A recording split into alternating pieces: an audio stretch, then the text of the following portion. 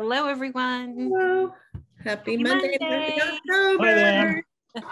Thanks for joining us. We are the Hatch Homes Group, and this is our Monday market update. And yay, it's October. I think we all love the fall, and we're excited about everything to come in the end of this year. And we just wanted to really highlight something very special about this year. We actually, about this time of year, we spoke about this a few weeks ago, where we asked the question, what's the best time of year to buy? Well, it is actually this week. This week is the best time of the year to buy. So please take note. If you're a buyer, you are like, oh, I'm just gonna, maybe start up my search more seriously at the new year. Well, we have some really important things for you to consider when you are, wanting to kind of take it easy right now. And there's nothing new with this. We've talked about this year after year, but here's why it's the best time. All right. So this week of October.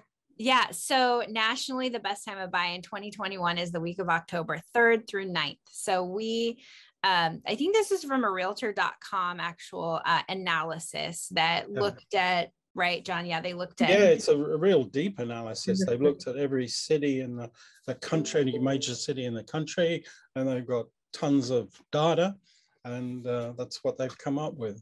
Yeah, like looking at prices, views on website this time of year, days on market. And then it really corroborates with what we always see this time of year, which is a very, very sweet spot for buyers. And yeah. We're seeing more listings. Typically, the stats say 17.6% more active listings. That's not quite the case in Portland, but we have seen just this last week, over the week before, hundreds of more listings come on the market. And it's both for single family residences and condominiums. So yeah, I've noticed that too, just because I have a few buyers looking in the 500 to 600 range, and there's a lot more options. I was happy to see that. So refreshing.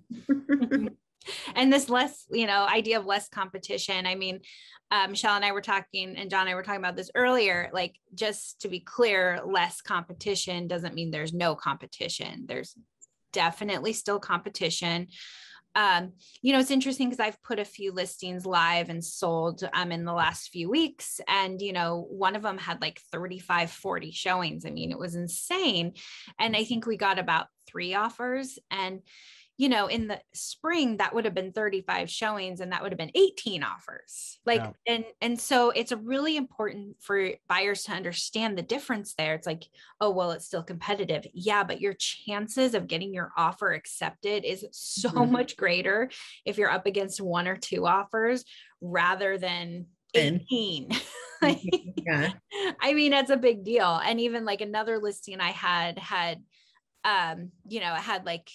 I don't know, about like 5, 6 agents say they were going to write an offer. And it was so strange that only a few actually actioned anything. And so if you're a buyer in that position, it's like, I think that what happened is like some of the buyers just weren't motivated enough, or they felt like, oh, I'd have to go crazy over, I'd have to do this. Just go for it. If you want the house, just go for it right now. You have to. During this best week, demand is 18% lower than the peak in July and 6% lower than the average week. I mean, these should motivate you. Yeah. I mean, and that goes hand in hand with this more manageable pace of the market, and how we're going to see a little bit of a shift there. We already have been. I mean, the rest of this year, spring and summer, have been like houses go off the market in one day. I think we've learned what we could do and what we shouldn't do. And I think it's really nice that, we're seeing sellers actually give people time to make that decision. I mean, it reduces some of the pressure for the buyers, which is really nice. It gives them that time. And, when historically, the market slows down by about 18% compared to earlier this year. So we'll see a little bit, less pressure, guys, no pressure, just go with the flow. But if you want it, go for it. And I think too, again, it really is like us as the professionals need to take a little bit more charge in guiding our clients there. Cause I had a few agents recently like put extremely like high pressure on the seller to respond quickly, like quick. And it's like, not every seller wants to go that quickly, and that's okay.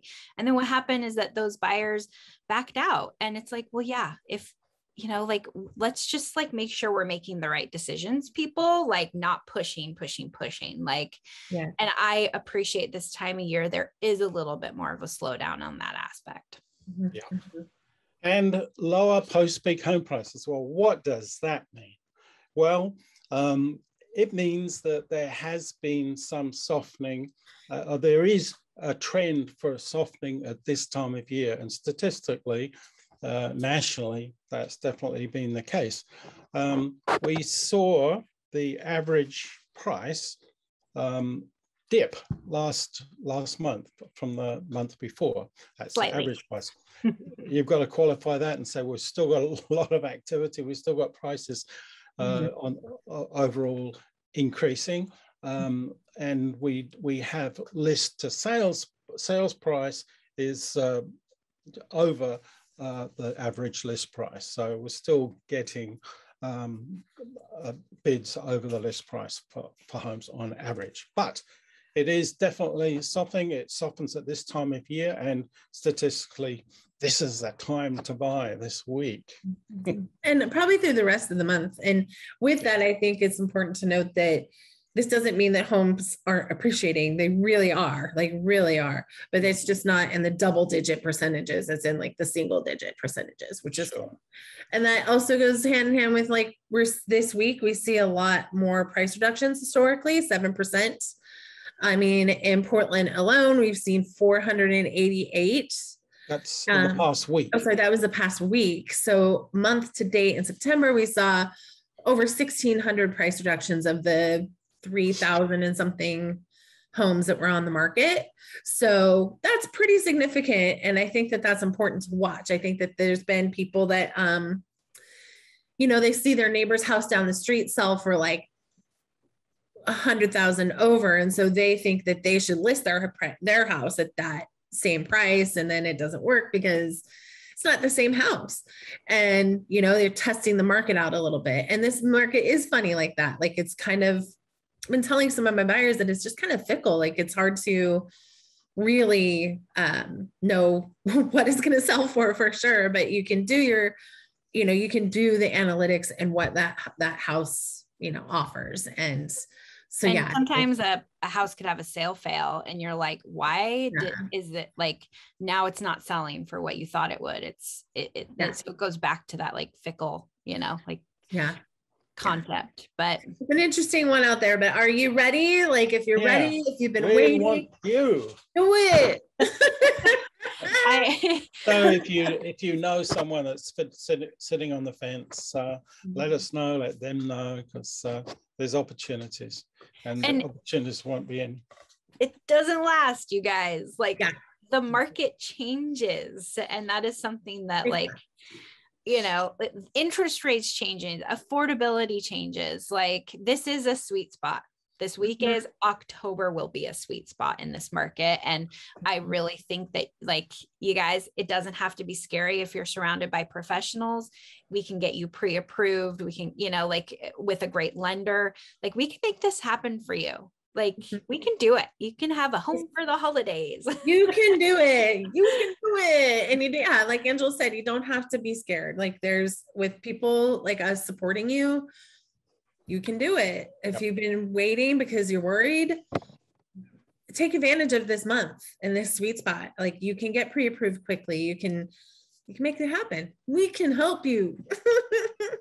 Let's make it. Or you can get, if not, that's fine. Just give us a call. Okay. Thank you. Have a good week. Week.